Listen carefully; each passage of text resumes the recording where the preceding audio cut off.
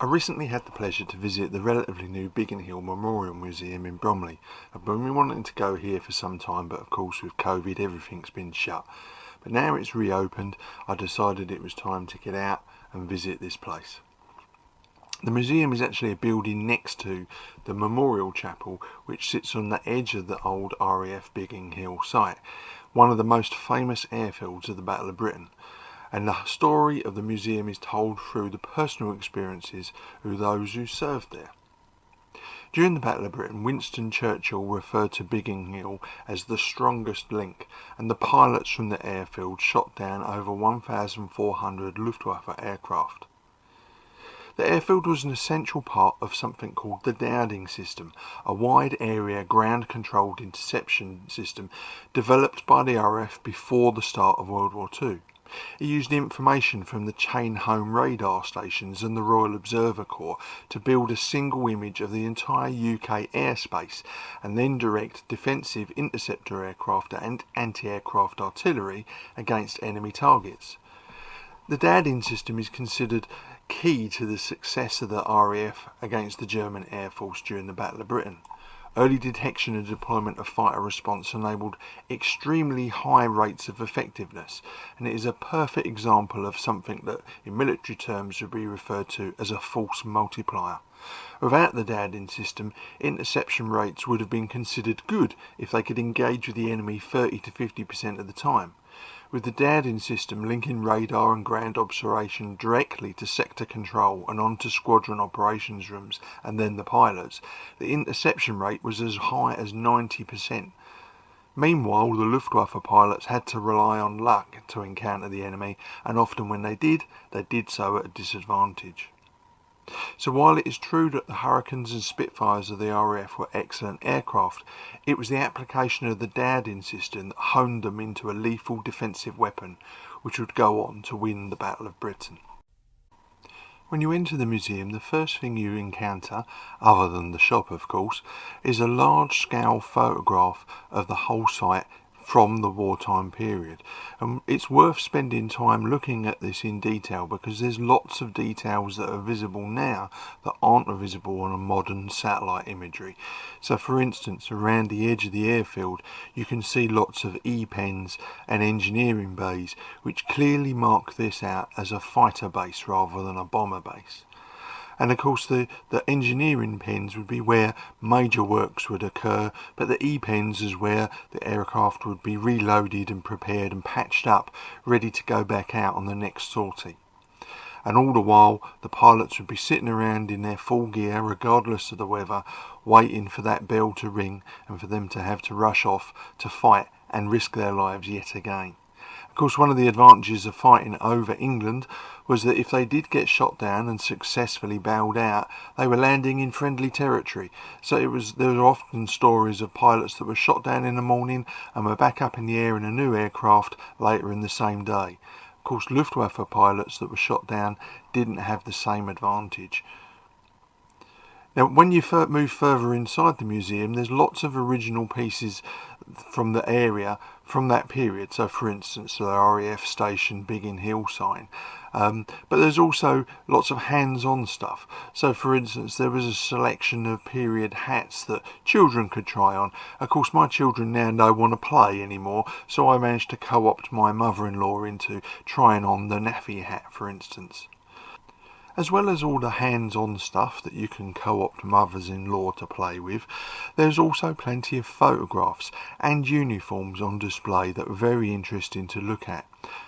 For me, one of the more iconic items was a scramble bell, the thing that would call those poor airmen exhausted, having already gone up 2, 3, 4 times that day, and the bell would be rang and they would run off to their aircraft to fight the invader again. Also very interesting was a large-scale map on the wall showing regional or local bombing raids and where bombs fell and V1s and V2s fell. And when you look at the map, you wonder that anyone had the will to fight on.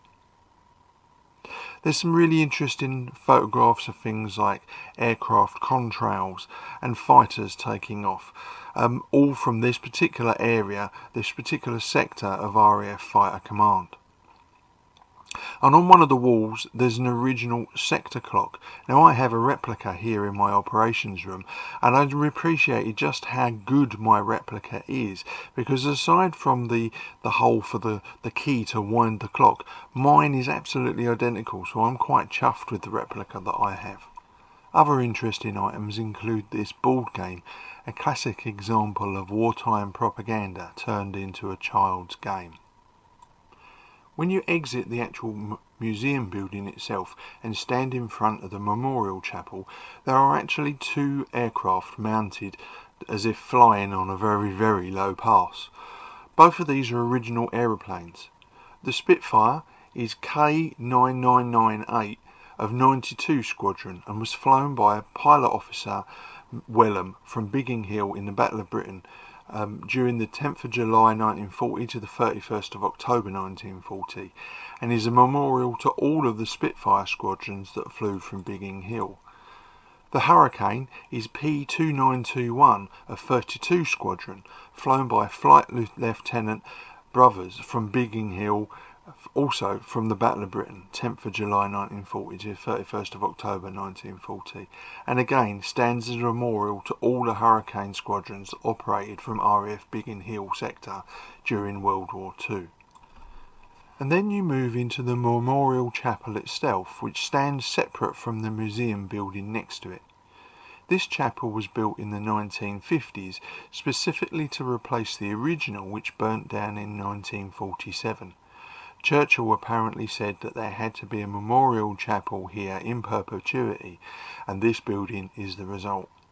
Now when you walk in, you'd imagine that it was built as a whole all at one time, but in fact there's different items in here donated at different periods by different organisations. The pews, for instance, weren't the originals for this building, they came from a local church. And the backboard behind the altar was a more recent addition from the Australian Air Force and was carved and designed to match the pews. There are various other items, including flags given by various air forces and a memorial book here, and at 11 AM every day the names of RAF pilots that flew from Biggin Hill that were killed during the whole of the Second World War are read out. All of the cushions were made and embroidered by local women, and some, apparently 4, of the Spitfires depicted on the cushions don't have their guns. It's worth spending some time in here because there's lots of interesting details, and the guide that's normally based inside the chapel is more than happy to tell you about the various items and who donated them. This is very much a working chapel, and services are held here on a regular basis, and has played host to many foreign air forces and their representatives over the years. This isn't a very large museum, but combined with the chapel and the tea room next door, you can easily spend an hour and a half here, particularly if you like to read a lot of the detail. And the guides that we encountered were very knowledgeable and very friendly and more than happy to engage with people and answer questions as best they could. So if you're looking for something to do at the weekend and want a small museum that isn't going to break the bank to get in or take a lot of time, then this is worth paying a visit, and as I say, you can always nip next door for a cup of tea and a cake once you've had a look around the museum. Well worth a visit.